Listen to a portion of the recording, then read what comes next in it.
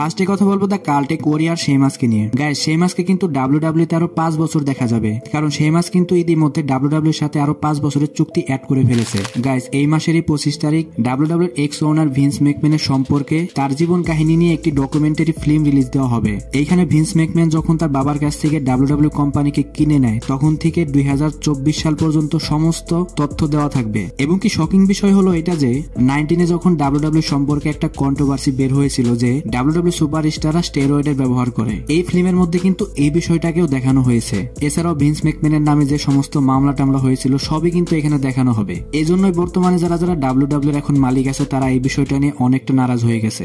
So guys, এখন দেখাই যাক এখানে কি হবে। অলরেডি কিন্তু ট্রেলার রিলিজ দেওয়া হয়ে গেছে। নেক্সট কথা বলবো the undisputed champion Cody Rhodes কে নিয়ে। গাইজ, কোডি রোডস এবং সোলো সিকুয়ার মধ্যকার কিন্তু আবারও একটা চ্যাম্পিয়নশিপ ম্যাচ দেখতে পাবো আমরা আগামী সপ্তাহের স্ন্যাকডাউনে। এখন গাইজ, কোডি রোডস কে দোষ দিয়ে কোনো লাভ নেই, কারণ কোডি রোডস কে ওইরকম ভালো অপোনেন্টই দিতে পারছে না ডাব্লিউডাব্লিউ। এখন গাইজ, এখানে সম্ভাবনা আরেকটি আছে যে আগামী স্ন্যাকডাউনে হয়তো রোমান রেঞ্জ বা জিমি উসোর রিটার্ন করার সম্ভাবনা অনেক বেশি। এর সব থেকে বড় কারণ হচ্ছে ডাব্লিউডাব্লিউ যে নেক্সট স্ন্যাকডাউনটা হবে সেটা কিন্তু নতুন একটা নেটওয়ার্কে দেখানো হবে। সো এই জন্যই ডাব্লিউডাব্লিউ অনেক বড় বড় কিছু প্ল্যান করতে পারে। গাইজ, এই পিকচারটি দেখুন, এইখানে পল হিউম্যান ব্রক লেসনারের সাথেও রয়েছে এবং রোমান রেঞ্জের সাথেও রয়েছে। কিন্তু আপনার কি মনে হয় পল হিউম্যানকে কার সাথে সব থেকে বেশি মানায়? অবশ্যই কমেন্ট করে জানাতে ভুলবেন না। আগামী সপ্তাহে নেক্সট যে স্ন্যাকডাউনটা হবে সেইখানে অবশ্যই কিন্তু রোমান রেঞ্জের রিটার্ন করার সম্ভাবনা সব থেকে বেশি। সো গাইজ, আপনারা এটা শিওরলি মানতে পারেন যে আগামী সপ্তাহে কিন্তু রোমান রেঞ্জকে আমরা দেখতে পাবো স্ন্যাকডাউনে। এছাড়াও গাইজ, অনেকগুলো গণমাধ্যমে এই বিষয়টা শেয়ার করেছে যে আগামী সপ্তাহের যে স্ন্যাকডাউনটা থাকবে সেইখানে জিমি উসো সোলো সিকুয়ার উপর তার যে রিভেঞ্জটা আছে সেটা কমপ্লিট করবে।